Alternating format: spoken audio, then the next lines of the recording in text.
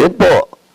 Maliban dun sinasabi ni Chairman Akop kanina, yung violation dun sa dalawa, local government code, eto, may problema pa kayo if proven na indeed more than 50 years yung existence sa public plaza at the same time wala kayong clearance from the National Historical Commission. Kaya mas maganda sana nandito si Mayor at saka si Vice para masagot nila. Before we proceed, let me acknowledge the presence of Congressman Kit Flores, Vice Chairperson of the Committee on Suffrage and Electoral Reform, representing 2nd District of Bukidnon. Boss, thank you for coming, boss. Yes, Chairman Akot. Pwede po bang matanong si Consid Dalangin? Dito po sa report sa akin, kayo po lang ang nag-reject o umayaw dun sa idea o proposal na baguhin yung use ng public plaza ng Bawan, Batangas. Totoo po ba ito? Yes po, Mr. Honor. Pwede ko po bang malaman ano po yung dahilan ninyo? Bakit kayo umaayaw dun sa proposal? Mr. Chair, being honest po, that time po kasi ay wala din po kaming munisipyo noon. I mean, giba din po. So, yung thought po na mawawala din po ang plaza. Kaya po, hindi po talaga po ako noon.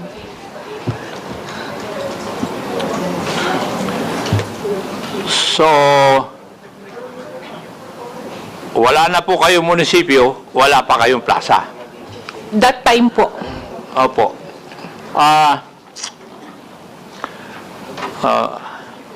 Sangguniang Bayan Secretary. Yes. Ano po ang dahilan? Bakit giniba ninyo yung munisipyo po ninyo? Actually po yun ay nagpagawa po ng bagong munisipyong mas malaki. Same. Pero kumuha rin naman po kami ng clearance sa National Historical Commission. Kaya po na-preserve yung passage ng dating munisipyo. Now, saan po nanggaling yung pera na pinagpagawa ninyo ng inyong munisipyo? Actually, nag-loan po kami sa DBP. Totoo ba yun o disapprove yung loan ninyo? Previously, hindi kagad kami... Sagutin mo ako, Iho. Kasi dito sa research na nangyari, nandito sa data ko, alam ko na nag-loan kayo sa DBP for 150 million. Tama. Pero disapprove. Why? Because you lack the seal of good housekeeping and other requirements. Yun po yung research dito eh. So, saan nyo kinuha yung pera na pinagpagawa nyo ng munisipyo? Actually po yun ay na-approve din kasi kami ay naging awardee na rin po ng Seal of Good SLG. Kailan kayo SLG. nag-take ng loan sa DBP?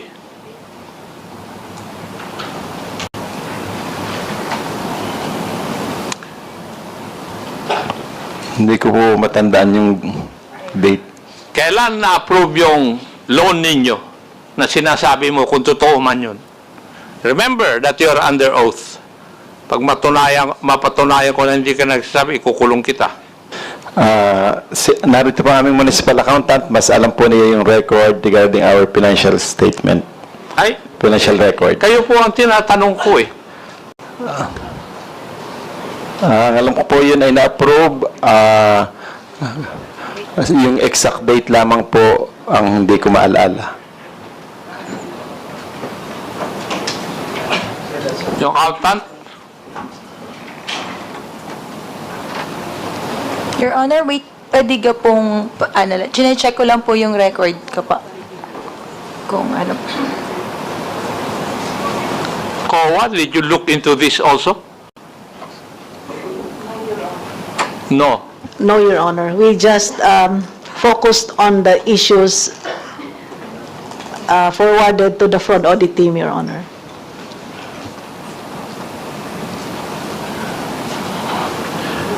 Kasi, according to the information that I have, Sangguniang Bayan Secretary, nung hindi na-approve yung loan, first loan nyo,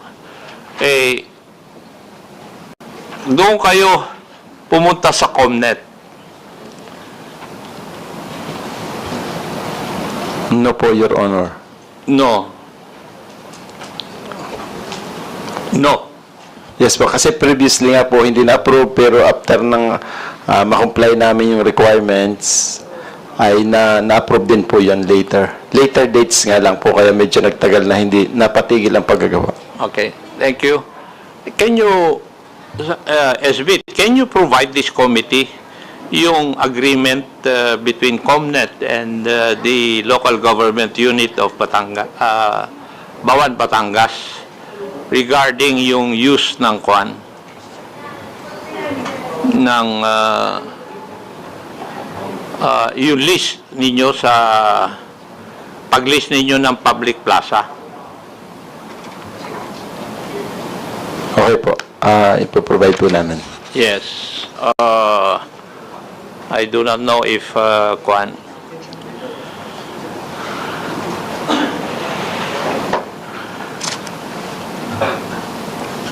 Now, Madam Kowa, you conducted a fraud audit doon po sa water system ng Bawan, tama? Yes po, Your Honor. Ano po ang current status ng inyong fraud audit na yun? Tapos na po ba? At tapos na po, Your Honor, also in 2017 po. Now, were there laws violated? Yes, Your Honor. Ano po ang ginawa ng COA regarding this one? Were cases filed against those responsible?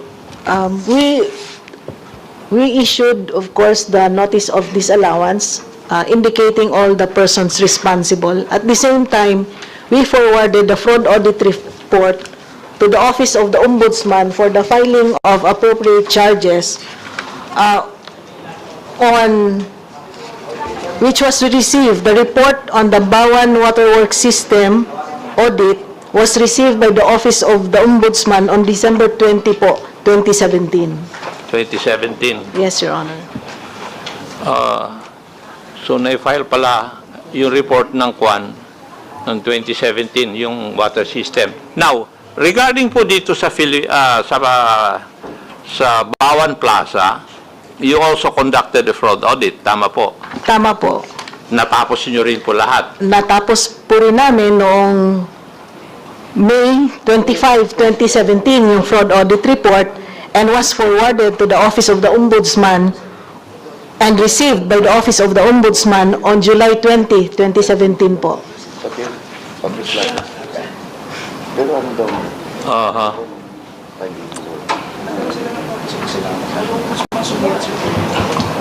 Mr. Chair, since cases were filed insofar as the issue of the Bawan Water Station and the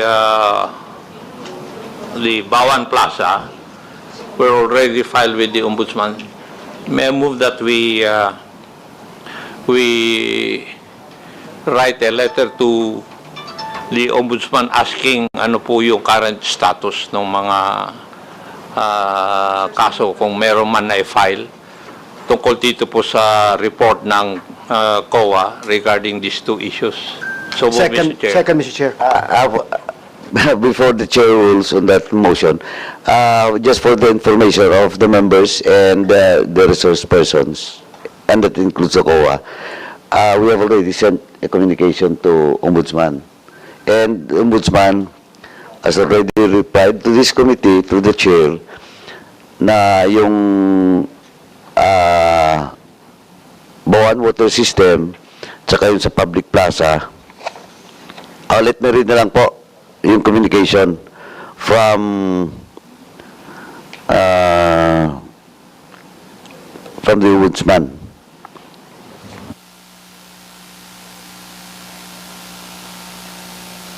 Through email lang pala ito, no? Anyway, basahin ko lang po, no? But of course, this is not official. This is through email. And Wala kang signatory. Wala ring signatory. But let me read na lang po.